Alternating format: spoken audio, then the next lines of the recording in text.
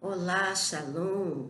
Que bênção ter você aqui mais uma vez para a nossa terceira aula. E que aula será essa? Nós vamos falar de Lilith, códigos e sistemas e vamos explanar sobre os 13 códigos espectrais.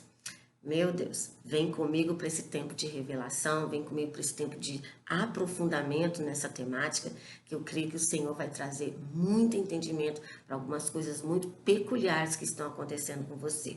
Deus abençoe, seja bem-vindo ao canal FCOL, receba do Pai.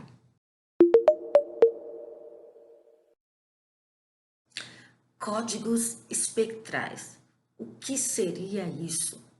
Códigos espectrais é um termo que eu criei para que você entendesse que, na verdade, nós vamos falar de umas essências que são padrões na forma de ataque de Lilith. São, na verdade, significados que estão ocultos em cada um dos seus adereços na sua forma de imagem, onde ela se apresenta na cultura babilônica. Então, as suas formas de atuação. E nós vamos estudar cada uma delas hoje. Cada uma delas carrega em si, comunica em si verdades profundas de como esse trono manifesta-se e influencia a vida das pessoas, influencia a humanidade. O primeiro código espectral que nós vamos estudar é o manto sobre a cabeça de Lilith. E o que significa esse manto sobre a sua cabeça? Significa o seu meretrício encantado ou a sua prostituição feiticeira, encantada, mágica. Nós vamos aprofundar isso. Bom, o ato de cobrir a cabeça com lenço ou toga em algumas culturas apresenta sua função de prostituta. Agora veja bem que no caso de Corinto, nós temos o costume das prostitutas, que eram as sacerdotisas cultuais do templo de Afrodite, que elas raspavam a cabeça. As mulheres gregas também tinham esse costume. Agora, quem não se prostituía tinha cabelo comprido, porém também não usava véu. Na função de prostituta, esse trono se apresenta então com um manto de sedução, que é uma forma característica de Afrodite, a sua capacidade sedutora, que faz referência a tudo relacionado à sedução carnal, a piscada, a jogada de cabelo, o charme, a mulher sensual que explora a sensualidade das curvas do corpo, o sex appeal, e a sua própria forma de Lilith, que já é a prostituição mágica, ou seja, é uma sexualidade, um sexo carregado de feitiço, um sexo que entorpece, onde o homem ou a mulher parece que está hipnotizado. Por quê? Porque tem uma força maligna, tem uma força dessa serpente entorpecendo a mente, os pensamentos, a vontade, as decisões, tudo que envolve a atmosfera da dimensão do fogo, da água, ou seja, emoções, sensações e aflorações dessas emoções, que vem muitas das vezes carregada de impulsividade, ira, violência, raiva.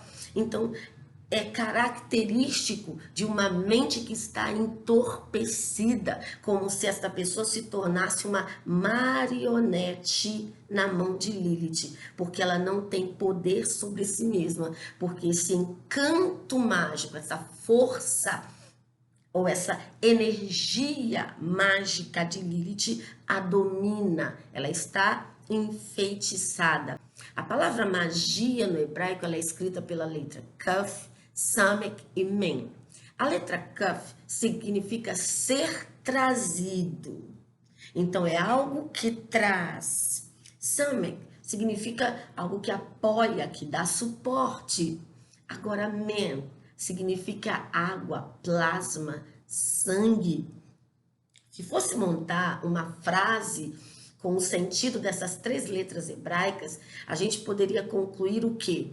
O apoio em algo que dá um suporte que tem uma força de trazer para perto através do sangue, através da água. Meu Deus, isso é muito forte, isso é muito sério. Uma outra palavra que também faz muito referência ao caráter que reside a plataforma de atuação desse trono de maldade é a palavra feitiçaria. Já a palavra feitiçaria é escrita pela letra Kaf, Yud, Shin, Vav e o P. O Kaf significa domínio. Já o Yud significa uma mão que adora, né, uma mão para cima, algo que atira, joga, lança. Shin já significa rendição ou tridente. Vav significa conexão, algo que conecta. Pei significa uma abertura, um rio ou poço. Montar uma frase, de acordo também com a expressão, né, da característica do significado de cada palavra, nesse caso também não é fácil, mas a gente poderia dizer uma conexão, né, que traz um domínio, que lança, atira e torna rendido, preso num poço, ou que provoca uma abertura. Então a feitiçaria tem essa essência de ser algo lançado, algo que conecta ao ser lançado, que prende e que domina e sujeita.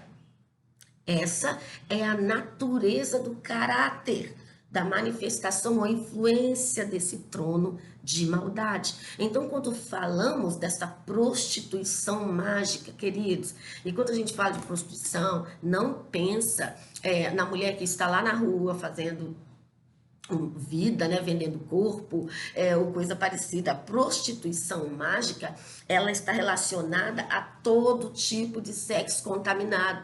Então, casais legítimos cristãos que estão casados diante de Deus, diante da lei civil, também podem estar debaixo de uma prostituição mágica, uma vez que o tipo de sexualidade que esse casal desenvolve é pautado em sexo anal, é pautado em pornografia, é pautado em menas, que é trazer outros casais para a sexualidade, para fazer parcerias sexuais e N outras aberrações.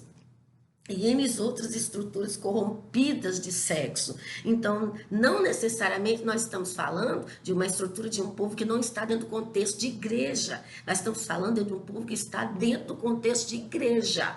Amém? Porque o Senhor veio para libertar os filhos de Abraão, como nós vemos naquela passagem da mulher que estava escravizada há 18 anos por um espírito de enfermidade.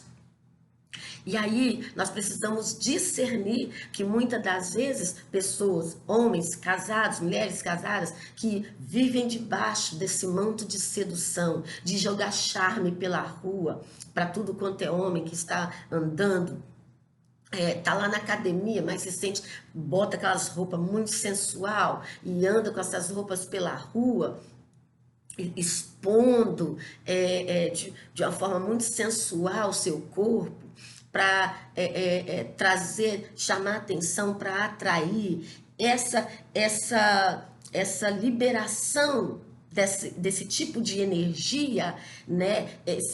Essa sedução lançada para encantar o outro, para fazer o outro se ficar perplexo e admirado. Tudo isso tem essa essência de magia de Lilith, de encantamento de Lilith, aonde muitas das vezes a pessoa pode já estar nesse altar de feitiçaria, ok? Nesse altar de feitiçaria, sem que esteja, de certa forma, praticando um bandismo ou ocultismo de qualquer linha. Então é perigoso demais a sutileza desse trono.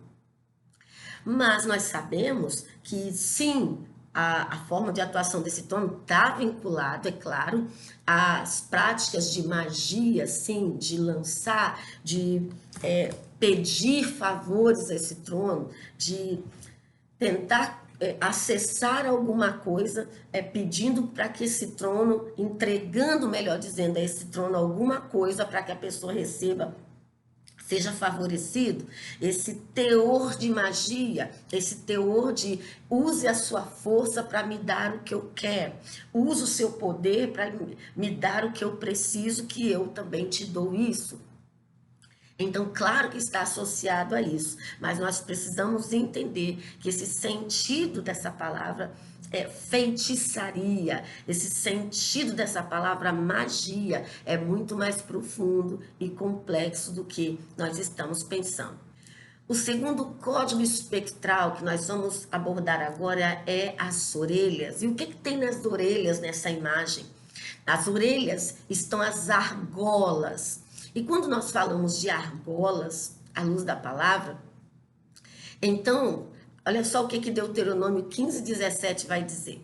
Tomarás uma só vela e lhe furarás a orelha na porta, e será para sempre teu servo, e também assim farás a tua serva.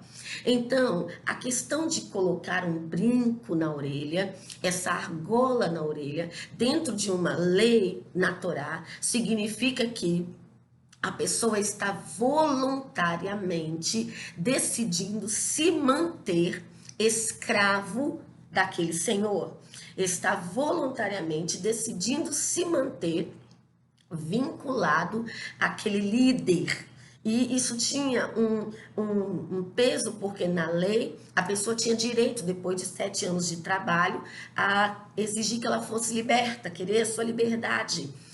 Mas se ali, dentro daquele ambiente familiar que ela trabalhava, ela constituísse família, ela tinha direito de querer estar com essa família. Mas se o tempo daquela família, dos outros entes, não deu 7 anos, então ele não vai querer sair do contexto daquele lugar. Ele vai querer se manter ali.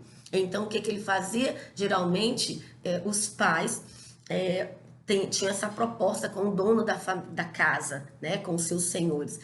Eu quero continuar te servindo, mas por causa daquela família que está ali, que ele constituiu ali. E o Senhor colocava uma argola para comunicar para a sociedade que, por decisão própria, ele, a própria pessoa, quer continuar escrava dele. Ok? Agora, que sentido isso tem aqui dentro de um código aonde Lilith trabalha? Significa o quê? Um pacto de sangue que vincula famílias e pessoas que buscam posição de governo e autoridade, os deixando sob o seu domínio cíclico, perdendo suas almas em busca de poder e controle. Os escravos de Lilith, nesse sentido, do seu código oculto de ataque, eles buscam prosperidade e poder. E assim como são enriquecidos rapidamente, eles também declinam rapidamente. Então, esse sistema dessa argola de prisão são pessoas que voluntariamente se colocam sobre o domínio de escravidão, para obter domínio financeiro, influências financeiras, mas optam por escolher viver sobre cativeiro de vida, através dos pactos que fazem com esse trono. Amém? O terceiro código espectral é este colar no seu pescoço. E o que significa esse adereço desse colar no pescoço de Lilith? O que está de oculto? O que está de escondido através desse adereço, desse adorno? Significa o governo dela como uma rainha. É um sentido de delegação de autoridade e comando que ela tem. Veja só o que a palavra do Senhor diz em Gênesis 41:42. Então, tirou o faraó o seu anel de sinete da mão e o pôs na mão de José, e fê-los vestir roupa de linho fino, e lhe pôs ao pescoço um colar de ouro. Ou seja, colar de ouro colar no pescoço, significa então uma delegação de uma postura de comando, aponta para a sua posição de alta patente hierárquica, o que configura um nível acima de principado militante. Ou seja, esse trono não é um trono que está atuando a nível de território dimensional aqui na Terra, não. Está acima disso. É um trono de maldade que orquestra um verdadeiro sistema altamente sofisticado de domínio cósmico, atuando silenciosamente no tempo, sem pressa alguma. Então, Lilith não tem pressa de estabelecer seus sistemas de prisões, de estabelecer os seus mecanismos contra a vida da pessoa. Ela é um gênero espiritual que está no ápice da pirâmide em termos de influência. A argola no seu pescoço, veja bem, tem 7 peças de ouro, que representam os 7 comandos espirituais que auxiliam o seu governo dimensional. Gente, abaixo dela, ela governa sobre 7, vamos colocar assim, se ela é uma rainha, ela tem 7 granduques, ela tem 7 cabeças de governo que trabalham sobre a regência dela. Então, nós estamos falando de uma estrutura de influência espiritual que nós precisamos discernir que a guerra contra isso é de um nível superior. Não é uma oração qualquer que nós vamos fazer, mas na verdade é uma posição, um lugar onde nós vamos entrar de alinhamento, de renúncia, de abandonar padrões, de abandonar hábitos, costumes, de nos desligar de coisas, de pessoas, de objetos que, através disso, podem ser pontes de conexão com ela. Então, pode ser pontes de contato com ela. E isso significa, assim como o seu grau de influência é muito elevado, o nosso grau também de combate, de confronto, de renúncia, precisa ser tão elevado quanto a autoridade que ela exerce nas dimensões espirituais. O quarto código espectral é este laço na mão dela. Esse laço na mão dessa figura representa o quê? Exatamente um ciclo. Você vê que ele faz um ciclo. E aponta para a sua capacidade de aprisionar a pessoa na dimensão também de tempo. Isso simula a sua competência para enlaçar e prender almas, amarrando a vida da pessoa em sistemas cíclicos de repetições de fases e padrões, ficando impedida de avançar para o próximo nível, de entrar na nova estação, no próximo ciclo. Exemplo disso, nós temos as cadeias geracionais hereditárias epigenéticas, que são estacionárias, ou seja, aquilo que está na essência do DNA da pessoa, que Lilith que marcou, que ela entrelaçou, ela é uma serpente, veja bem isso. Então ela consegue fazer esse enlaçar, conectar um código com a antiga geração, com a geração posterior, e ao passar do tempo, num tempo específico, ela não tem pressa, como falamos no código espectral anterior, de ativar essa cadeia epigenética. E quando é ativada, essa pessoa fica estacionada, presa, parada, naquele lugar de pecado, naquele lugar de estado emocional, ministerial, financeiro, físico. E mesmo após a libertação, pega isso, que isso é muito importante, ela emite suas ondas de frequências que vão tentar vitimizar novamente as pessoas com ataques noturnos em sonhos por meio de sexo. Então, veja bem, quando nós falamos de libertação nesse caráter, gente, nesse nível de frequências dimensionais, de saída de dimensões de prisões, saída de reinos, de atmosferas de sepultura. É um engano que muitas pessoas têm aprendido na vida de libertação é que, nossa, fiquei liberto disso hoje, nunca mais eu vou sentir nada. Nunca mais esse negócio. Não se engane.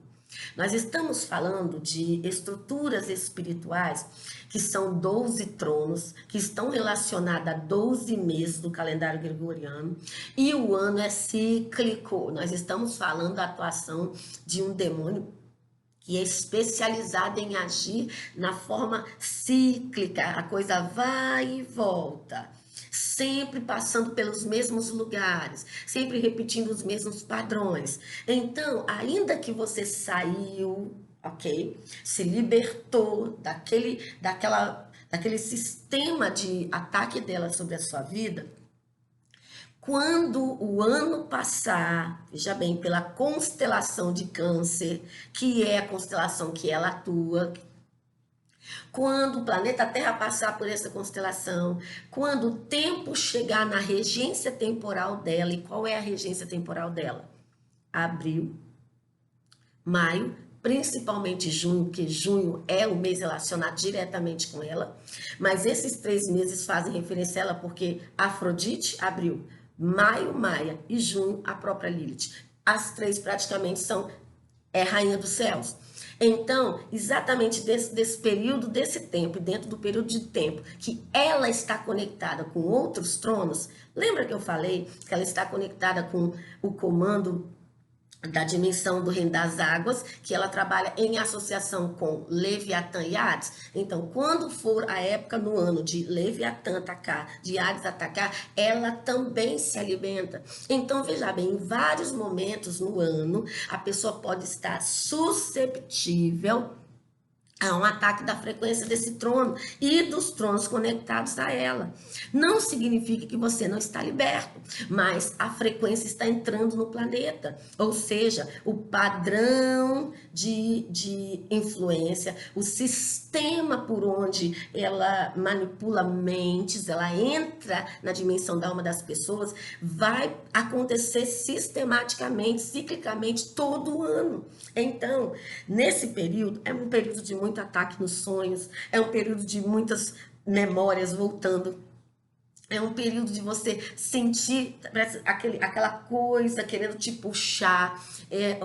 Ela vai, às vezes, montar um sistema de uma cilada para você cair, através de um filme que você for assistir, para aquilo ser um gatilho para despertar alguma coisa. Então você tem que ficar atento para o padrão do tempo. Não tem como uma pessoa, gente, viver uma libertação verdadeira, fluir, uma libertação que flui, se ela não entender tempos e estações. É fundamental.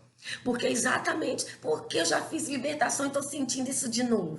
Jesus não tem poder? Não funcionou? Funcionou sim. Jesus fez uma obra perfeita na cruz.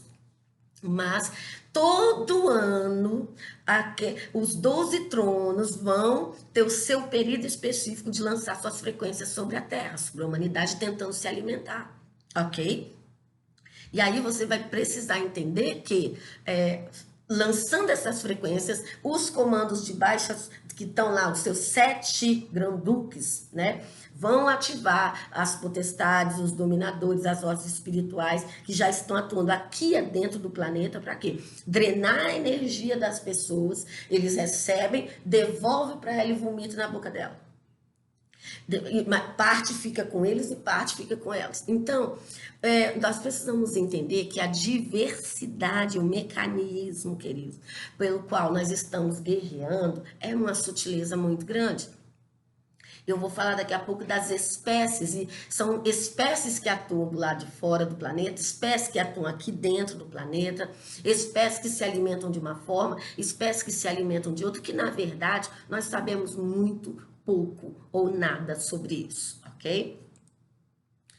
Quinto código espectral. O quinto código espectral está relacionado à imagem do bracelete que está nos braços dela. Esse bracelete significa o quê? A sua capacidade de plantar servidão, escravizar, de manter preso, cativo, de sujeitar o indivíduo.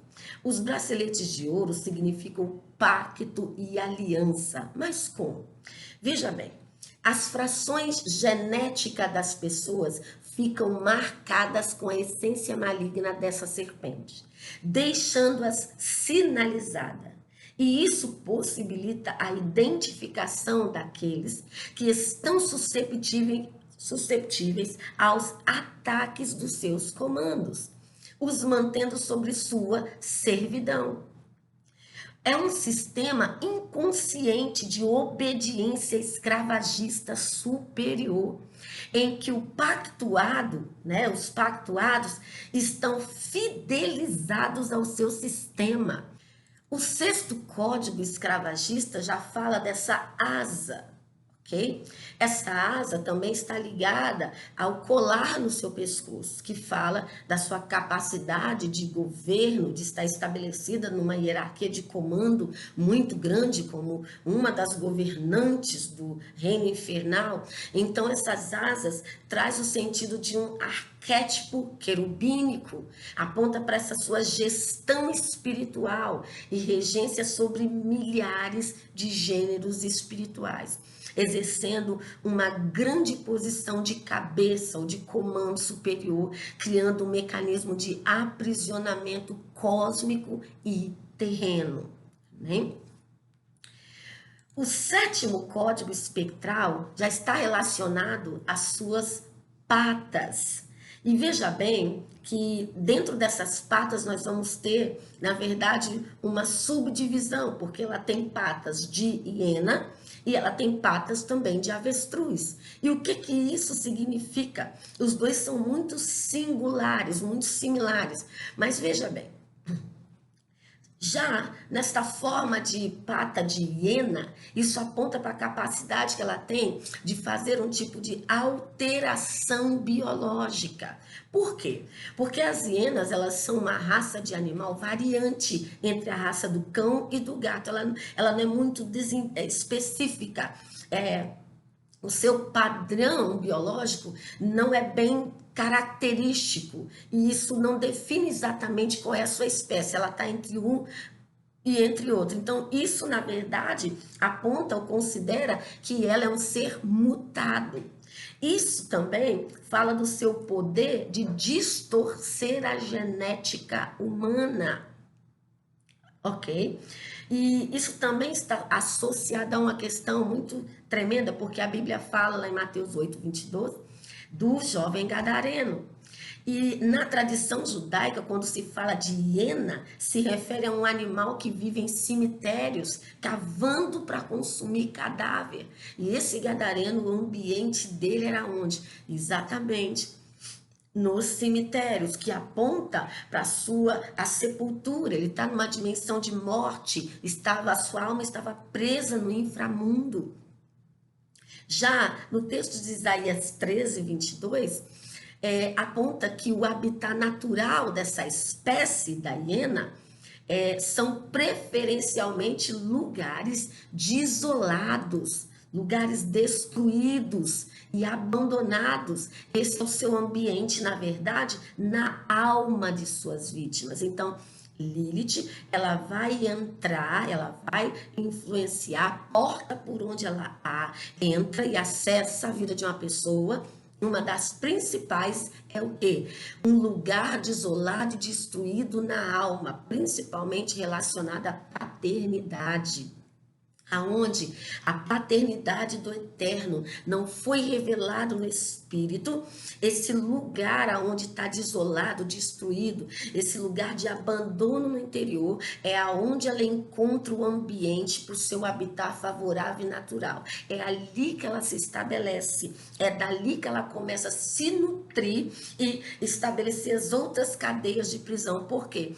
Uma pessoa que não tem a sua paternidade revelada no pai, no eterno, que não viveu uma experiência com o amor de Deus, ela vai ter provavelmente não, consequentemente ela vai ter um problema sério de identidade. É uma pessoa que não vive o seu propósito real, uma pessoa que não flui naquilo que verdadeiramente o Senhor desenhou para que ela manifestasse força nessa terra.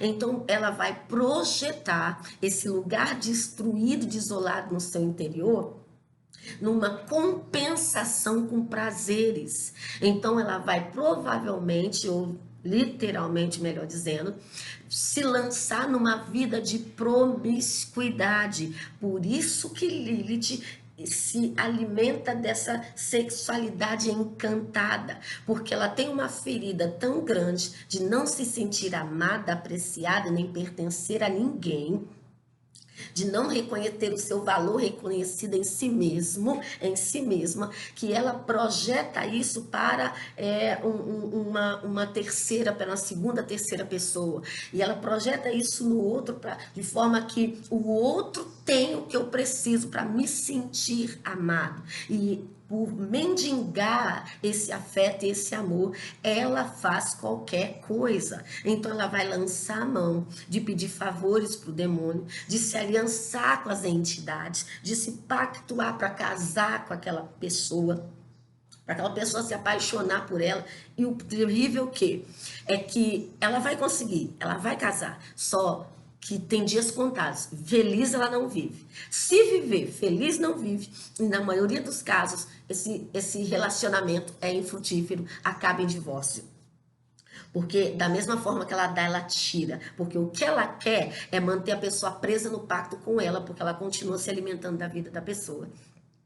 E o triste aqui é que essa ferida na alma de um ambiente destruído, abandonado, de rejeição, de inferioridade, de complexo, aprisiona essa pessoa, queridos, em tentativas suicidas. Essas pessoas se autodepreciam de uma tal forma, ela não se vê como nada, ela não consegue se realizar nos seus anseios, que ela passa a ter uma desesperança, um desespero interior, que começa a ter pensamentos de morte, suicida. E o outro extremo se lança, se projeta numa vida de promiscuidade, a ponto de comprar, de pagar afeto. Quantos homens precisam viver pagando prostitutas? Não é porque quer provar virilidade, queridos. Não é porque quer provar que é macho, que é homem, não. É a ferida que está lá dentro. Que está lá. Lembra do código anterior?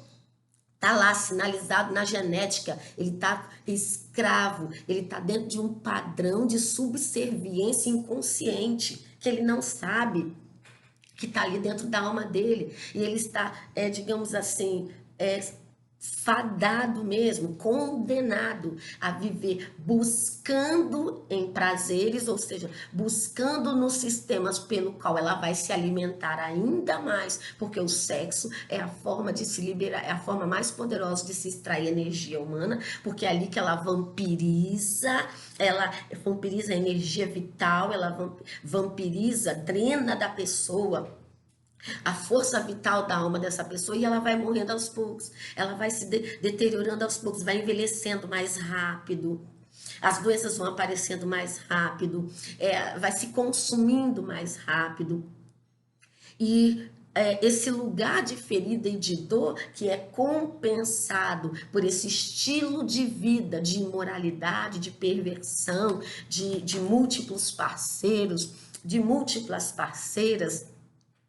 Começa com uma pornografia e daqui a pouco já está lá no sexo com cadáveres, já está lá no sexo com animais. O abismo que vai chamando outra é exatamente quanto mais a pessoa vai tentando compensar o lugar desolado da alma, ela está ali cavando cada vez mais a alma da pessoa. Então, que haja cura, que haja uma experiência real com o amor de Deus. Ai, é porque fulano é muito quente, é muito viril, o sangue é muito... Né? Não, é Lilith que está lá, são os comandos dela que estão lá. Ok? Por isso o Senhor fala, nós precisamos ter domínio, sim, porque aquilo que nos domina nos torna escravo, se torna nosso Senhor. e o Senhor não divide nada com ninguém. Então vamos agora, observe bem como que essa questão dos códigos espectrais de pés de hiena, aonde ela tem a capacidade de fazer essa mutação biológica, de mexer na genética humana, de torcer o DNA da pessoa, a ponto da pessoa ir assumindo a similaridade com a sua imagem. O oitavo código espectral, ou o oitavo código oculto, é esta pata de avestruz, que também está relacionada à deformação e mutação genética. Veja bem que a referência bíblica de Levítico 11:16 nos mostra que a avestruz é contada no grupo de ave imunda.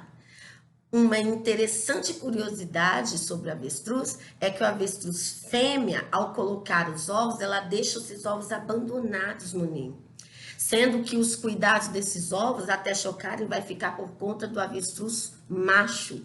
Que isso aponta para essa natureza espiritual desse trono de desprezo à progenie, desprezo à descendência, à prole, aos filhos, desprezo ao desenho da família.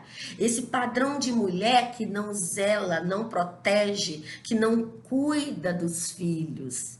Veja bem isso. Outra coisa associada e muito importante relacionada a esse código espectral 7 e 8, que é a pata de hiena e a pata de avestruz, é que a sua capacidade de mutação genética, gente, isso está relacionado a uma função real na fisiologia, a ponto de as pessoas envoltas no culto a esse trono passam a exprimir na sua fisiologia, na sua anatomia corporal, melhor dizendo, as características dele.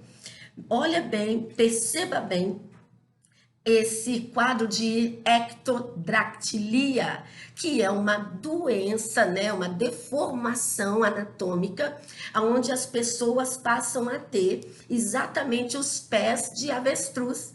Lá no Zimbábue, isso é muito comum numa tribo que fica no continente africano, que é uma característica deles, e eles associam também isso a uma questão também relacionada ao mito, né, mitológico, mas na verdade isso está associado ao culto do voodoo, ao culto a Lilith e aos seus comandos, aonde a sua influência na genética, a sua influência no DNA, aonde a sua influência a nível não só de espiritualidade, mas a espiritualidade e a genética estão intrinsecamente relacionadas. Então essa questão da genética humana já se tornou um ambiente de alta exploração demoníaca, a ponto de levar as pessoas a manifestar as características físicas da entidade a qual elas adoram. Prova disso está aí.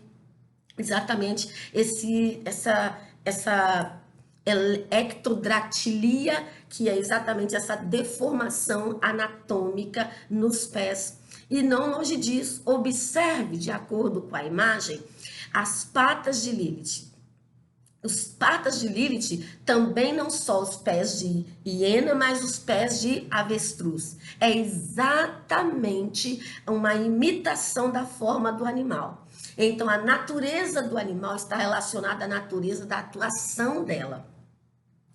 Partindo do entendimento anterior de que a avestruz fêmea despreza os filhos, isso fala do ódio que Lilith tem ao desenho de família, isso também está relacionado à sua história mitológica, que ao se unir a Samael, ela passa a odiar o desenho de família porque recebeu uma punição de parir 1000 demônios por dia. E desses 1000, 10% deles morrem.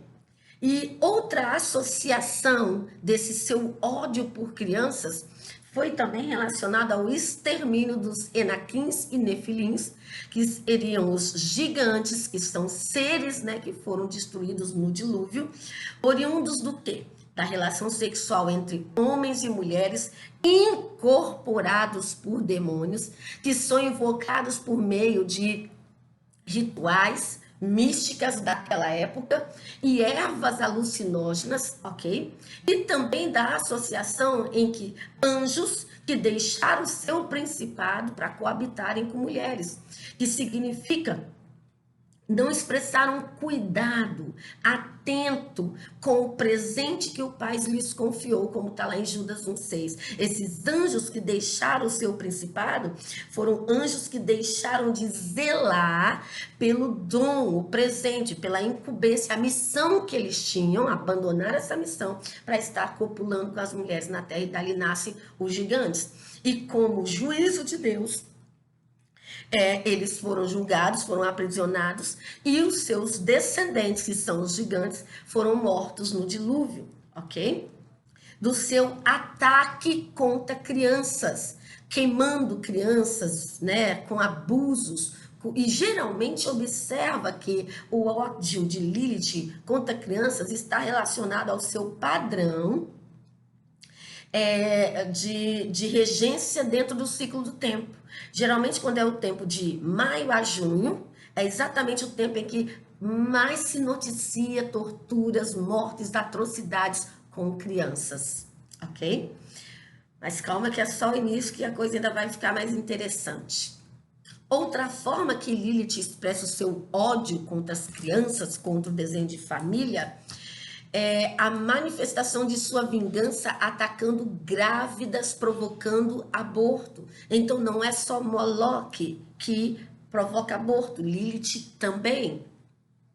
Ou privando mulheres de desfrutar da graça da maternidade, plantando esterilidade. Veja bem que quando falamos disso, Lilith se alimenta da dor de mulheres que sonham em engravidar. Isso faz um sincretismo com a entidade na Umbanda Oxum, que tem relação, que também está relacionada à Senhora do Carmo no catolicismo. Esse desenho de mulheres que rezam, fazem promessas, e até cristãs evangélicas que estão muito desesperadas, que idolatram engravidar e não conseguem, e toda essa dor. Então ela mesma planta a esterilidade e ela mesma se alimenta da dor dessa esterilidade. O outro extremo também é atacando bebês, meninos recém-nascidos até 8 dias, ou meninas até 20 dias de nascido. Esse período de ataque dessa sepultura se dá principalmente, como eu falei anteriormente, entre o mês de maio e junho, que está sobre a sua regência temporal específica no ciclo de ano. E esse ataque é tão cruel que ela induz os próprios pais a entregar filhos para ela, matando seus filhos, consentindo com abuso. E veja bem que observe dentro dos noticiários, nós temos N exemplos de catástrofes, de atrocidades que aconteceram com crianças entre abril, maio e junho. Pode fazer pesquisa. Qual foi o mês que tal criança foi torturada? Então, é um desses 3 meses aí. Ok? Exemplo disso, a gente tem aí, né, aquelas 2 crianças em Linhares, que o pai abusava, um pastor, a mãe consentia e o cara ainda queima os filhos vivos. Qual foi o mês que isso aconteceu, queridos? Abril. Quem também atua pela dimensão do fogo? A própria. Outra, recentemente, agora, maio, acontece o quê? Um caminhão, ele perde o controle, bate no muro da casa, bate num carro, o pai e a mãe sobrevivem. O carro está esmagado. Só o bebê de 2 meses morre. Quem está agora destruindo e se alimentando da energia viva de alma de pessoas, de crianças? O próprio trono de Lilith. Ok? Vamos agora para o 9º código espectral. E o 9º código espectral tem relação com o 7º e com o 8º. Por quê? Veja bem que as patas de Lilith, de hiena e de avestruz, está sobre 2 leões. Quem são esses leões? Agora pega aí que a coisa fica forte, nós vamos aprofundar isso. Então, nós temos aqui um outro fator complicador que tem um percentual de agravante maior.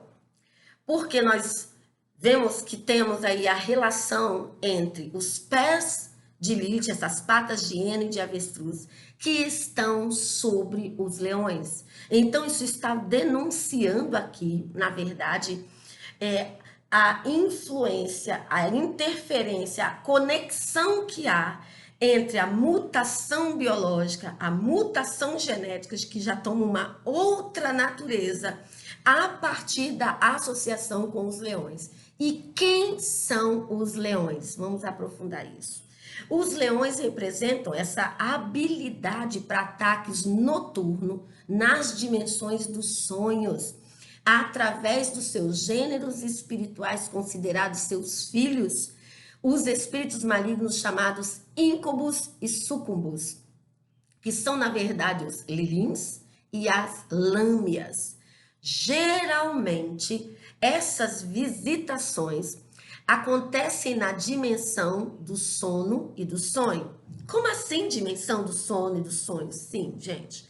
Já falei que esse trono sabe muito bem interagir dentro da psique humana. E o órgão base para a atuação de Lilith na psique, a principal glândula é a pineal, que eu vou falar posteriormente sobre ela. E é a glândula pineal responsável por nos introduzir na dimensão do sono e do sonho. Como? Através da liberação de melatonina. E melatonina é liberada a partir das frequências que a lua libera. Assunto para daqui a pouco. Veja bem que lua, que tem relação com Lilith, que isso será o código espectral K13, que eu não vou falar nessa aula agora, vou falar posteriormente, para explicar isso com mais cuidado. Mas, já para você entender essa relação da dimensão do sonho e sono, que está ligado a Lilith, Lilith tem essa representação ou conexão com a Lua libera ondas, frequências que ativam a glândula pineal, e a pineal libera melatonina, que induz a pessoa a entrar no estado de sono REM, estado de sono profundo. Então, é uma glândula que faz isso. E a glândula, ela é as glândulas são portais para nossa alma, como já sabemos disso em lives anteriores.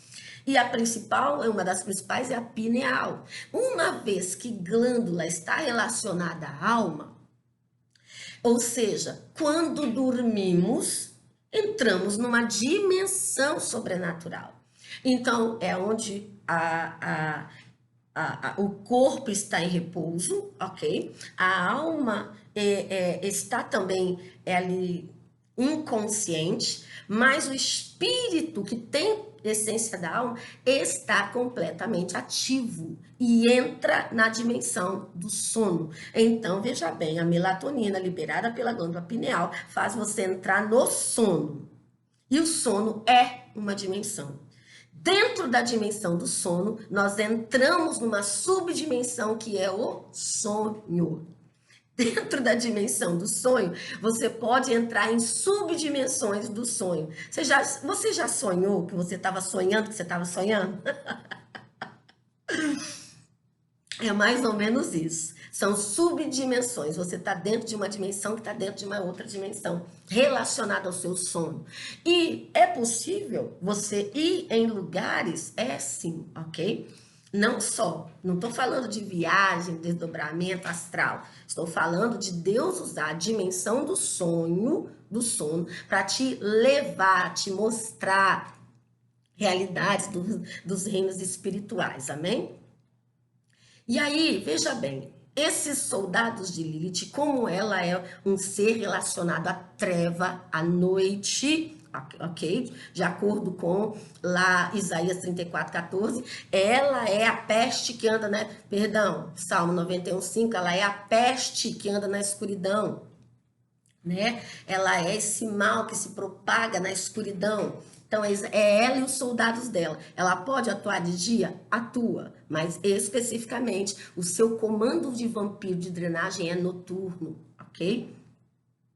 E aí é na sombra, na escuridão. Então, geralmente, essas visitações na dimensão dos sonhos podem acontecer também durante o dia com a pessoa acordada. Em suas visitas, esses espíritos podem induzir uma sensação de sufocamento, asfixia por estrangulação do pescoço, levando a pessoa a uma intensa falta de ar, ok? A pessoa fica em um estado de paralisia, ela não consegue falar, gritar, se mexer, ela fica estática, né? Outra tática é sentar-se sobre o peito, fazendo pressão sobre o tórax, e isso aumenta a sensação de sufocamento. Gente, isso é o que a ciência chama de paralisia do sono. Mas, espiritualmente falando, não é uma questão de paralisia do sono, é uma questão onde a presença do íncubo ou do súcubo, ou Lilins ou Lâmia, nós vamos aprofundar isso, a presença deles gera uma força uma força estática que a pessoa não consegue falar, não consegue gritar, não consegue se mexer. Meu Deus, como é que eu escapo disso? Ora em línguas, na mente, na hora. Ora em línguas. Começa a orar em línguas estranhas. Invoca, chama pelo nome de Yeshua na mente, ok? Mas é uma das estratégias. E veja bem que, em sua visitação, há uma potencialização da liberação da carga hormonal de dopamina e endorfina, que são hormônios relacionados ao prazer, que traz excitação. E quando eles estão presentes, queridos, o grau de prazer, de excitação, toma uma proporção que a pessoa nunca experimentou antes. E esse trono é especialista em manipular a psique humana. Então, os ataques podem acontecer também, não é só demônios que podem visitar à noite, ok? Mas também podem acontecer visitações de bruxos, de feiticeiros em projeção astral na dimensão, para o quê? Para viver em transes sexuais, ou também visitam pessoa para drenar a energia sexual. Então, essas visitações são de bruxos, são 2 leões, que é os íncubos, súcubos, e também aponta para espíritos demoníacos e espíritos humanos, que podem entrar nessa dimensão do sono, do sonho, para ter contato sexual. A visitação sempre tem um caráter sexual, para que, através da energia do sexo, do orgasmo vivido no sonho, dentro do sono, a energia desse orgasmo, a energia desse sexo ser drenada, e eles se potencializam dessa energia, se alimentam desta energia, ok? Então, nossa, eu pensei que era uma coisa assim comum, não.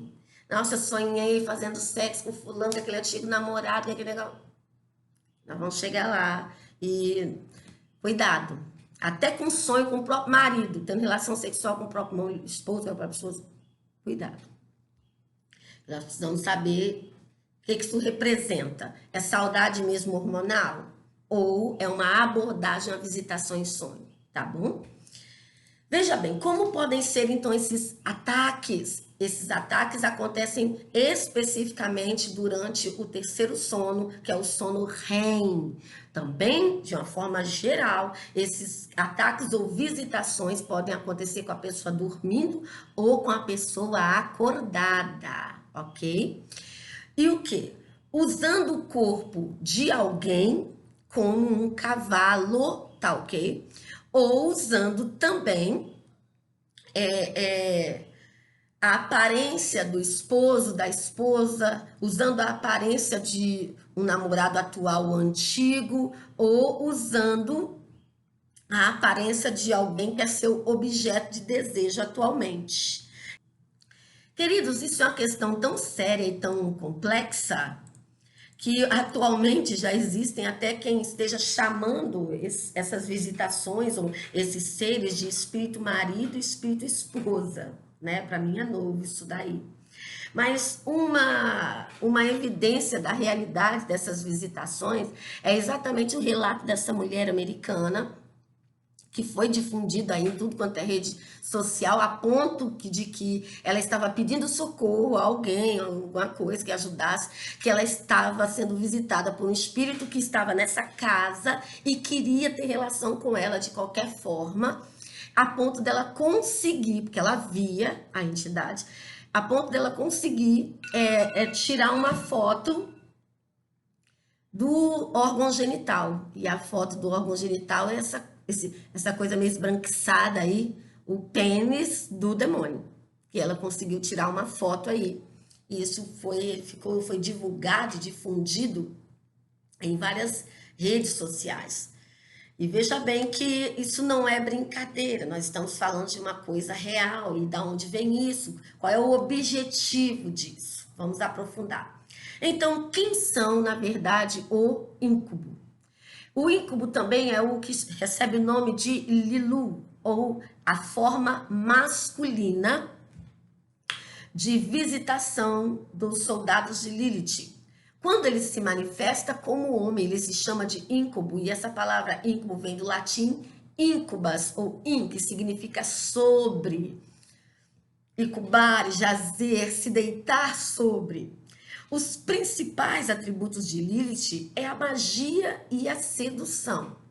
A sexualidade dessa influência, então, envolve uma forte carga de energia mágica, ou seja, de um poder de controle, pois a finalidade dela não é o prazer sexual, que mesmo que seja abrangido, mas o ritual, né, de controle para ela transferir poderes, para ela pegar poderes, pegar habilidades, pegar energia da pessoa. Então, o portal que Lilith usa para suas ações são especificamente, geralmente, a dimensão dos sonhos.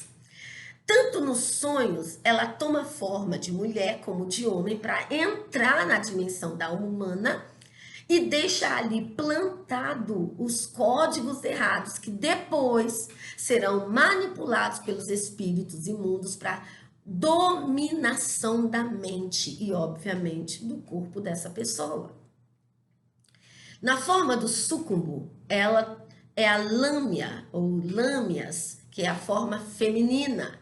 A palavra súcubus significa estar debaixo, que também vem do latim sucumbus, que é repousar debaixo. Estes comandos lançam frequências de sonhos eróticos e sensuais, que favorecem sua manipulação emocional para acessar a dimensão dos sonhos. Esses comandos lançam frequências de sonhos eróticos e sensuais para facilitar eles acessarem as emoções das pessoas. E com isso eles vão estudando essas emoções para propiciar sua entrada nos sonhos dela. E o que facilita isso? O que coopera com isso? É a interação entre os espíritos familiares e os espíritos dos íncubos, ou melhor dizendo, dos súcubos. Como assim? Os espíritos familiares, eles vão estar ali na genética da pessoa, no cromossomo ali em repouso. Quando estão ativados, começam a estudar as fragilidades, as debilidades, os gostos da pessoa. E eles começam a fazer essa leitura. Quanto mais tempo passam ali, mais tempo eles passam estudando a pessoa, a genética da pessoa, para estudar aonde fica mais fácil eles atacarem. Ah, é muito medroso. Ah, aqui tem gula, aqui tem depressão. Ah, gosta de filme de terror. Eles vão estudando tudo. Quando chega a abordagem da lâmina, quando chega a abordagem do espírito noturno, o que acontece? O familiar transfere esses códigos. O familiar passa todas essas informações que estão decodificadas na genética estudada da pessoa para o espírito noturno que está fazendo a visitação sexual. Com isso, o súcumbo extrai essas informações decodificadas, ok? Para facilitar ainda mais os seus ataques noturnos, porque ele vai se personificar com base naquilo que está sendo estudado da psique dessa pessoa, ok? Gente, de acordo com alguns contos folclóricos, as lâmias, elas atacavam jovens ou viajantes e lhes sugavam o sangue. Sempre está relacionado à energia. No sangue está tudo. No sangue está informação genética. No sangue é o seu registro. No sangue está, na verdade, é o seu livro, é a sua história. Está no seu sangue. E esse ataque dessas lâmias, a gente precisa entender que, por exemplo, a lâmia ataca o homem. E ela atacava especificamente jovens, viajantes, então ela tem a natureza de inaugurar sexualmente esse menino. Se reconhece no seu DNA portas abertas. Mas veja bem, uma coisa que é comum acontecer com os meninos é a poluição noturna. Que o quê? Quando o menino entra na puberdade, os testículos começam a produzir sêmen e esse sêmen não pode ficar depositado, porque gera dor, ele precisa ser liberado, porque vai acumulando. Então, um mecanismo fisiológico natural de liberação e de equilíbrio é a poluição noturna, que o menino sonha tendo um orgasmo, não necessariamente ele está tendo uma visita de demônios, tá bom, gente? Por isso que tem que discernir como que é a natureza desse ataque. Eu tô paralisada, eu não consigo me mexer, tem que ver os sinais que esse sonho está tendo. Por quê? Porque geralmente nem Lilith nem demônio nenhum tem legalidade para interferir nessa questão, porque é um mecanismo fisiológico que o próprio Deus criou, ok? Então, assim como a menstruação está para a mulher, a poluição noturna está para o rapaz, como um mecanismo de manutenção da sua dinâmica corporal. Quais as características dessa abordagem? O que os demônios querem com isso? Primeiramente, é fazer a pessoa ir esfriando para o sexo natural, a ponto dela ficar bloqueada com frigidez, desinteresse sexual pelo parceiro legítimo. E plantam até infertilidade. Por quê? Porque posteriormente nós vamos ver que podem acontecer concepções espirituais do fluido seminal dos demônios que eles liberam. Ok? Vamos ver isso posteriormente. Pode acontecer também um agregamento, uma permuta de identidade. Como assim? Quanto mais ela vai tendo relação sexual com aquele íncube, mais ela vai incorporando as outras peculiaridades que estão relacionadas à personalidade daquele espírito. Então, se aquele espírito também está associado à violência, sei lá, outra coisa, ela também vai mudando. Quanto mais contato vai acontecendo, mais o DNA dela vai sendo lido e capturado informações. Para quê? Para identificar suas áreas de fraqueza. Quanto mais contato vai acontecendo, isso também vai propiciando um plug de ligação, ela fica conectada. E isso significa um tipo de casamento espiritual com a entidade. Vou falar sobre isso daqui a pouco. Outra questão, como que esses espíritos sexuais, o que eles querem também como já falei, a drenagem dessa energia, deixando a pessoa, quando acorda, cansada, sem disposição. Essas entidades buscam o sexo com humanos para se alimentar da energia vital delas. Então, isso aqui é um vampirismo no sentido literal. Eles lançam o seu veneno de vampiro. Tem um veneno espiritual? Tem. Eles lançam um veneno espiritual. Então, na administração, precisa-se pedir os anjos, para arrancar esses venenos dos vampiros da corrente, do sangue dessa pessoa. E aqui está o problema. Eles lançam suas sementes no ventre físico e espiritual. Sim, pela ejaculação do espírito na pessoa, ele deixa os seus traços de personalidade nela. E o liberar de uma energia que tem um tempo de duração que geralmente dura 7 anos e que precisa ser renovada ao final desses 7 anos. De certa forma, cada contato vai acontecendo um tipo de renovo. E essa pessoa vai acabando ficando casada com essa entidade. O casamento com a entidade pode acontecer de várias formas, gente. O simples fato de entrar num terreiro de candomblé, olhar para a entidade diz, é meu. Acabou. E ela passa a perseguir a pessoa não casa. Se noivar, o noivo morre no altar. Se casar, é a famosa viúva negra ou viúvo negro, porque enterra tudo quanto é marido, porque a entidade não deixa ela se relacionar sexualmente com ninguém. Por quê? Porque a energia do sexo é só dela. A entidade se enamora da pessoa. Gente, o demônio fica apaixonado por ninguém. O demônio não ama ninguém. Não significa isso. Mas no sentido de que é meu, está casado comigo, pertence a mim e acabou. E ele chega a falar isso. E por quê? Porque é um tipo de ciúme demoníaco mesmo, mas não porque está apaixonado, mas um tipo de... O diabo se sente conectado mesmo, vinculado à pessoa, como dono dela. E se é dono, não quer que ninguém toque. E aqui está algo muito perigoso. Outra forma de acontecer esse casamento espiritual com a entidade pode ser por uma via de hereditariedade? Pode. Geneticamente? Pode. Ativou lá no DNA, reconheceu, pode sim. Mas também e principalmente por se relacionar com uma pessoa que está incorporada sexualmente. Porque o sêmen do sexo que foi liberado ali, o muco vaginal da mulher, a secreção vaginal da mulher liberada para umedecer o canal vaginal durante o coito sexual, tudo isso é sangue. E esse sangue, esse demônio que está manifestado em uma das pessoas ali, esse sangue faz com que aconteça um pacto, um casamento com essa entidade. Não acontece só a ligação de alma com a alma dos parceiros, não.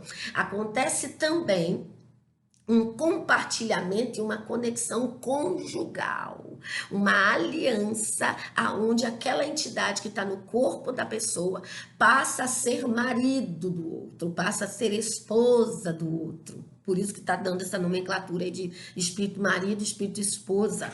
E ele volta nessas visitações para cobrar o papel de marido e de esposa. Geralmente são pessoas casadas que o marido ou a esposa trai e lá no adultério, geralmente, tá, gente? Na maioria dos casos, em algum momento dessa relação sexual, a pessoa, o espírito entra nela porque ele precisa entrar porque na hora do orgasmo acontece uma explosão de hormonal muito grande, é liberado, é como se fosse uma bomba atômica dentro do corpo da pessoa, de energia sendo liberada. Então ele, e de alguma forma ele também sente sensação de prazer. Como? Não sei. Ele também sente. Não é à toa que ele quer participar. Não é só energia. E outra, porque ele precisa de estar no corpo humano, na matéria, para ter sensações da matéria. E aí, queridos, veja bem, por isso que ele precisa estar no corpo de um bêbado para beber muito. Precisa estar no corpo. Tá entendendo? Para ter as sensações da matéria, para experimentar as coisas da matéria. E aí, porque nós somos espíritos que estamos numa matéria, então nós temos sensações da matéria. Eles são só espíritos, então para ter sensação da matéria, eles precisam estar dentro de uma matéria. Ok? Para experimentar a mesma coisa. Então, é como se acontecesse, quando um demônio está incorporado numa pessoa, acontece uma coisa chamada simbiose, ele vira um simbionte. Então, um simbionte é mais ou menos o quê? Como que eu poderia expressar um simbionte? Digamos que isso é um espírito, né? E aqui é uma matéria. Um simbionte é algo que está conectado aqui. Então, o que acontece? Os dois juntos é uma simbiose. E este aqui, que está aqui, é o simbionte. O simbionte passa a ter as mesmas sensações da onde ele está digamos assim, acoplado. Ele passa a ter, sentir o que a pessoa sente, ver o que a pessoa vê, né? Manifestar o que a pessoa. Ele tem todas as sensações da matéria que ele está incorporado. Então, a sensação na hora do sexo para ele ter, então ele precisa se acoplar, faz essa simbiose, ele se torna esse simbionte e tem a mesma sensação que a matéria está tendo.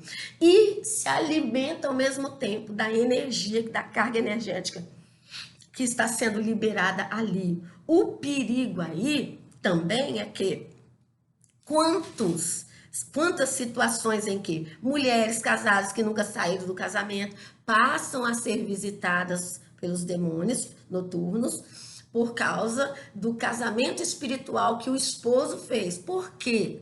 Porque ele é casado com ela, uma só carne com ela. Mas quando foi ter uma relação sexual fora do casamento com uma outra pessoa, que aquela pessoa estava incorporada, ele também é uma só carne com ela e com a entidade que está no corpo dela. Então, além dele ser visitado, a parceira também vai ser visitado, ou o parceiro, ok? E não só casado, tá, gente? Qualquer namorados, casais, pessoas que estão em qualquer tipo de relação sexual fora da aliança do casamento, a pessoa pode estar incorporada. E aí, uma coisa interessante geralmente não se percebe. Em alguns casos, muito, o demônio ele tá tão alucinado com a sensação que ele está recebendo, que ele também desfruta, que ele não consegue disfarçar. Então, alguns homens, mulheres começam a rir, gargalhar. Tem pessoas que a pele muda, escama, que faz um olho reptiliano, que faz algum sinal meio doido. Se você perceber algum comportamento na hora do sexo meio estranho do parceiro ou da parceira, ele pode estar incorporado, tá bom? Tudo demais, sabe? Pode estar incorporado. Então, sei lá, gargalhar, gritar demais, falar alguma coisa você vê que algo fica potencializado. É o espírito que está participando, manifestando ali junto. Bom, o problema é que eu falei para vocês que podem aparecer, né, que pode acontecer a liberação do fluido. E como eu disse que nesses coitos, nessas visitações sexuais, esses demônios deixam seu líquido seminal, eles deixam seu sêmen. E o que acontece? Acontece é que Lilith também tem as suas manifestações de engravidar mulheres, ela tem um sistema para isso. E existem duas formas ou dois mecanismos específicos. A primeira delas, de mulheres ficarem grávidas dos comandos de Lilith, é parte daquele pressuposto que eu já falei com vocês, a partir do seu desenho, né, da figura da mulher. Como? Essa configuração gravídica de Lilith é um tipo de desdém e desprezo à graça que o Eterno concedeu ao sagrado feminino, ok? Então, são os filhos de Lilith, demônios, na verdade, que andam errantes e vagam pela terra e matam crianças menores de 8 anos, que no caso, a questão dos incircuncisos. Os filhos dos cristãos, por que Paulo diz hoje a circuncisão do coração, né? Então, nossa circuncisão do coração nos limpa, nos protege dessa investida contra nós. Esses demônios também atacam mulheres menstruadas. Então, uma das apresentações desta gravidez é pela evidência física de algo no ventre da mulher que produz um estado de enfermidade e simula uma gravidez. A barriga cresce, o ciclo menstrual é interrompido, sem a presença de um feto. Essa estrutura pseudo-embrionária é, na verdade, um material tecidual de carne e massa que se aloja na cavidade uterina. E tem multinomes, mola e datiforme.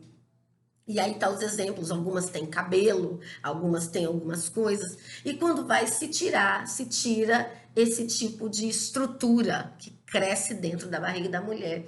E algumas chegam a ter sensações, isso mexe dentro da barriga, dando a sensação mesmo de uma gestação normal. Mas, na verdade, não é.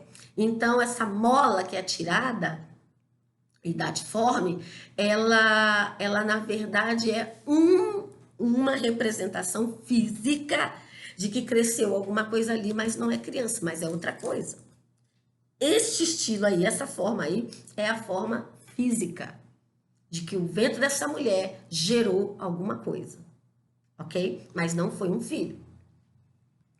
E aí, queridos, na verdade, o que significa isso?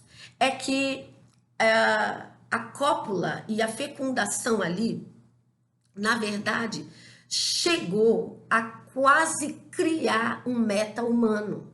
Chegou a quase criar, construir um ser meta-humano que não progrediu, não é necessariamente um crescimento embrionário, né? De um ser, de uma criança. A forma 2 de influência de Lilith, de engravidar mulheres, se podemos assim dizer, seria a constituição de meta-humanos e humanoides. E como se dá isso? Seria a partir da simbiose ou da interação íntima entre duas formas, que provocaria o quê?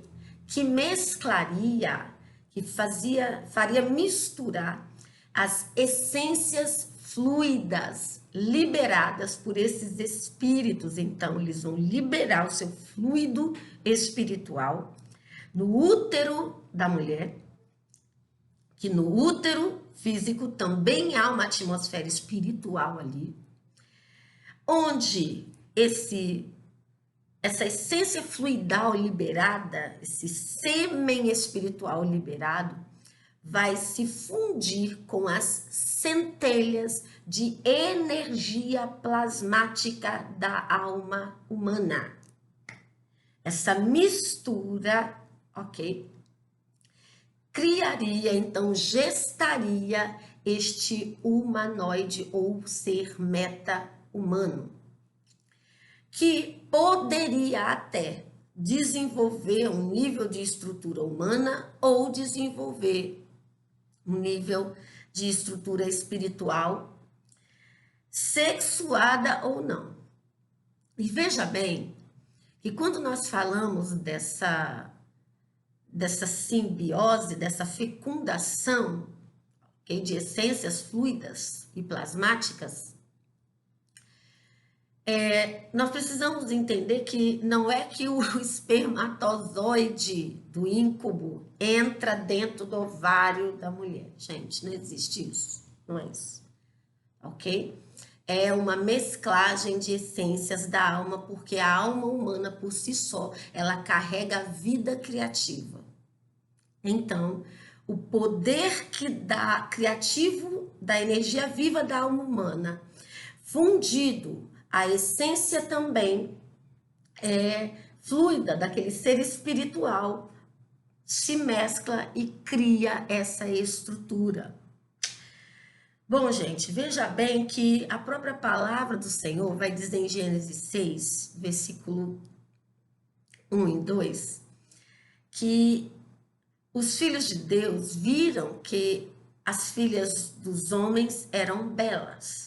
E esse termo, belas, formosas, no hebraico é tob, que significa excelentes, favoráveis, referindo-se a uma espécie compatível.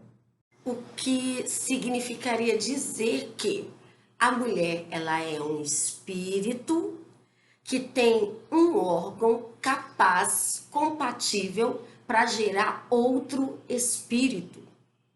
Ok? Uau! Então, algumas mulheres, elas são escolhidas como hospedeiras para gerar demônios. Sim. Isso traz uma consequência sobre a vida dos possíveis filhos posteriores, biológicos dessa mulher, naturais, que são gestados no mesmo ambiente ou no mesmo útero que também gestou um demônio. Isso é muito sério. E daí vamos continuar aprofundando essa questão das grávidas de Lilith. Imita, melhor dizendo, uma gravidez normal. Bom, na verdade, está gerando um ser espiritual que cresce ali dentro, drenando vitalidade da alma da hospedeira. Os sintomas são exatamente os de uma gestação legítima. O útero cresce, há enjoos, e durante o procedimento pré-natal, a perspectiva é de um desenvolvimento, né, fetal normal de um bebê, mas a mulher chega até a entrar em trabalho de parto, todavia, não há nascimento verdadeiro de criança, de feto que se manifesta. O que nasce, na verdade, é vento. O que sai é vento. Gente, é nesse contexto de cópula de incubos com mulheres que surgiu a palavra côncubos. O que seria isso? Essa palavra côncubo é a construção pseudo-latina de concubus, que significa que se deita junto para designar a concepção de uma entidade que pode adotar qualquer forma. Então, esses filhos de Lilith na forma 2 seriam os côncubos, ok? Meu Deus, pastora, mas como assim esse negócio de gerar vento? Isaías 26, versículo 18. O profeta Isaías está confrontando a idolatria do povo de Israel, e o culto a Lilith é o culto a rainhas dos céus, é um culto à idolatria. E esse culto à idolatria é um culto profano, é um culto a demônios, como diz o apóstolo Paulo.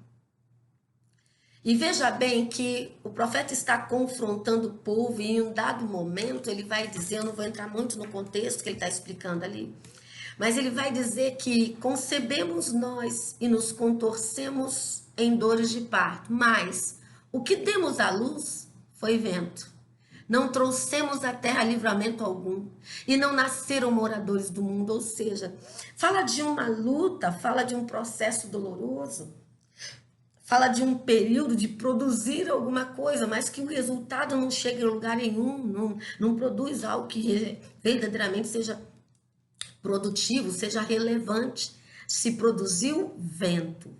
E ele está falando de algo relacionado a um culto idólatra.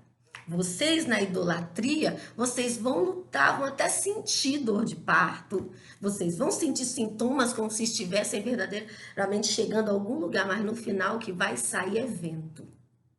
Gente, o que você está querendo dizer? Olha aí a confirmação bíblica, olha aí o fundamento. E não se escandalize, porque eu quero mostrar para você algo muito forte agora, que numa ministração numa determinada cidade, nós fomos procurados por uma pessoa muito amável, uma mulher muito sedenta de Deus, que nos autorizou a usar essas imagens que nós vamos apresentar para você agora. E exatamente os sinais que ela apresentava era da presença de um côncubo no seu ventre. E como que ela descobriu isso? O ventre estava grande, parecia ser uma gravidez de uns 5 meses, e ela estava se preparando para fazer uma cirurgia para retirar miomas. Tanto que nessa primeira imagem, você visualiza a forma, a presença do mioma ali por trás. Só que ela foi submetida a exames, e um desses exames, que foi uma ressonância magnética, identificou exatamente uma das imagens que saiu, uma não, várias, né?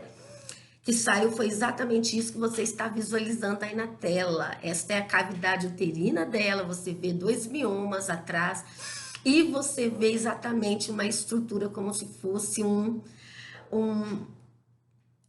ser crescendo ali na forma de como se fosse um pequeno bicho, monstro.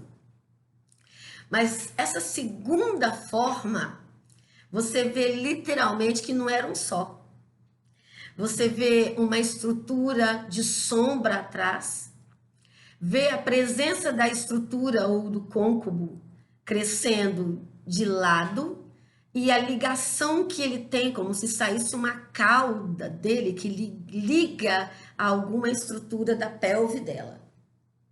Queridos, o que vocês estão vendo é uma imagem real, de um exame real, de uma ressonância real, que pegou essas imagens dentro do útero dessa senhora. Pastora, será que você... Não é será não, você está vendo aí.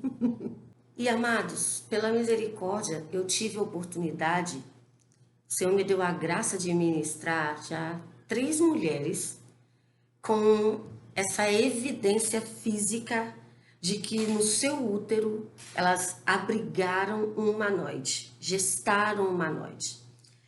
Uma senhora de uma igreja bem tradicional fazia seminário na nossa escola ficou presencial e me chamou particular e me confessou: pastora Josi, por favor, o que aconteceu comigo? Eu não entendo. Eu estava grávida, minha barriga cresceu, fiz enxoval. Muitos profetas profetizaram sobre o meu ventre que seria uma criança, né, muito usada nas mãos de Deus, com muita autoridade, que seria um menino, seria um pregador da palavra de Deus. E eu senti dores de parto e fui para ter o bebê, só que no meio do caminho só saiu vento de mim. Não saiu criança, saiu só vento. Ficou uns 5 minutos saindo vento de mim, irmãos. E eu confesso para vocês que eu tremi na base naquela hora, porque o Senhor ainda nem tinha trago muito discernimento sobre a perspicácia desse sistema de ataque, esse código de Lilith. E como é que você explica para aquela irmã? Irmão, você pariu um demônio. Como é que você diz isso para a mulher? E foi bem complexo, eu orei assim por ela e já sabia por alto que tinha acontecido, mas não com muita propriedade. Mas ministrei ela e falei: Senhor, tem misericórdia. Por quê, irmãos? Tem gente que nem suporta a verdade daquilo que está acontecendo na vida dela. E isso é uma coisa que nós precisamos reconhecer. E um outro caso, né, que eu tive a oportunidade de ministrar foi exatamente esse caso dessa imagem que aparece aí, do humanoide sendo gestado no útero da irmã. Só que essa irmã, ela já tinha escutado, né, a aula anterior, os 3 vídeos anteriores que tinha aqui no canal. Ela já sabia do que se tratava e quando eu estive naquela cidade ministrando, ela foi até onde estava e pediu para ministrar ela. Então, como que você vai ministrar uma pessoa, o útero de uma pessoa que gerou um demônio? Irmãos, esse útero está contaminado, ele precisa ser descontaminado. Como é que você vai fazer isso? Primeiramente, parte do princípio que muitas das vezes essa pessoa nem tem noção de como isso entrou, de como se manifestou, ela não lembra nem do parceiro sexual que ela se vinculou, que conectou e que promoveu essa visitação. E são N possibilidades do mecanismo de, digamos assim, de start disso, né? De gatilho. Então, primeiramente, é partir do princípio que levar essa pessoa a pedir perdão ao Senhor pelo sexo com os lilins, lâmina, íncube ou súcubo. Perdão ao Senhor pela prática sexual com esses demônios. Perdão ao Senhor por o ventre, né, da mulher abrigar e parasitar ser hospedeira dessa estrutura espiritual. E qual foi a direção que eu recebi ali, irmãos? De provocar um aborto espiritual ali. Eu chamei os anjos do Senhor para que estivessem comigo ali, para que lançassem fogo no ventre daquela mulher, para que consumisse aquele lilim, que ele fosse queimado ali e que não restasse nenhum resíduo, que o ventre dela, que parasitasse serpentes, larvas, ovos, né, do basilisco, tudo viesse ser consumido pelo fogo do Eterno, e pediu os anjos do Senhor que ministrassem como obstetras espirituais e que limpasse, melhor dizendo, fizesse uma curetagem espiritual ali e tirasse todo o resíduo da presença, todo o resquício, todo o fluido seminal e espiritual daquele demônio que ficou na essência daquela mulher, que eles arrancassem dali, em nome de Jesus, e que o fogo do Senhor consumisse, e que o Senhor, assim, intervisse com a ministração dos anjos, né? A minha estratégia que o Senhor deu foi pedir o ministério dos anjos que fizesse ali um papel de obstetras e ginecologistas espirituais para limpar o ventre daquela mulher. E se arrependendo pela herança espiritual, se arrependendo pelos parceiros sexuais fora da aliança do casamento, retirando todo o sangue que promoveu, né, a ligação de alma com esses homens e com essas entidades, da mão desses demônios, apresentando ao Senhor Jesus, se descontaminando, saindo desse altar, fazendo o descasamento espiritual com a entidade, retirando a entidade da posição de cônjuge espiritual, sabe? Cortando mesmo com a espada do Senhor a conexão e o vínculo, renunciando, repudiando mesmo, e incrível. Na hora que estávamos ministrando essa irmã, algo veio no meu espírito, assim como uma mulher, muitas das vezes, ela está gerando uma criança verdadeira no seu ventre, e ela não quer aquele filho, e ela renuncia aquela criança no seu coração, ela rejeita. Aquela irmã tinha que fazer a mesma coisa. Foi a direção que o Senhor deu. Ela tem que dizer que ela não quer, que ela rejeita essa criança. E eu fui dando os comandos, ela foi dizendo: eu rejeito esse humanoide, eu rejeito esse espírito das trevas, eu não aceito hospedar esse demônio, eu não sou mãe de demônios, não aceito ser escolhida para ser conceber demônios. Em nome de Jesus, o meu corpo é templo do Espírito Santo para gerar propósitos eternos. E ela foi falando aqueles comandos de renúncia, irmãos. No outro dia, ela voltou no outro dia na ministração, a barriga dela tinha diminuído. Entende? A seriedade do reino espiritual que nós somos chamados para guerrear. Então, pegue isso no seu coração para você ministrar essas mulheres. Gente, o que ela quer, na verdade, com essa criação, essa fecundação dessas estruturas meta-humanos, humanoides e côncubos, dentro dessa relação que nós vimos, que eu peço para você observar na imagem a relação que há dessas patas, né, de hiena e avestruz que tem contato com esses leões que estão debaixo do pé dela. Exatamente o que nós estamos falando aqui, que aponta para a interação ou a intenção de ativar uma geração híbrida, mutante, trazendo um DNA, trazendo para o DNA humano a sua essência de serpente, ao ponto de ser impossível o uso da semente da mulher para gerar o Messias, que era esse o propósito lá de trás. Porque qual foi a sentença em Gênesis 3,15? Porém, inimizade entre ti e a mulher, entre a tua descendência e o seu descendente. Então Lilith, a serpente, então Satanás tem descendente sim, tem semente sim. E quem é o seu descendente? O descendente da mulher? Yeshua que viria. Então Yeshua aniquilaria, aleluia, a procriação, a limpeza dele na nossa genética impossibilitaria demônios se perpetuarem usando o DNA do homem. Descendência e descendente no hebraico, o termo é zera, que significa semente, sêmen. Ou seja, por inimizade entre ti e a mulher, entre o seu sêmen, entre a sua semente e o sêmen e a semente da mulher, e a descendência da mulher. Olha só isso. Então nós podemos concluir que verdadeiramente sim, há um fluido seminal liberado pelos demônios.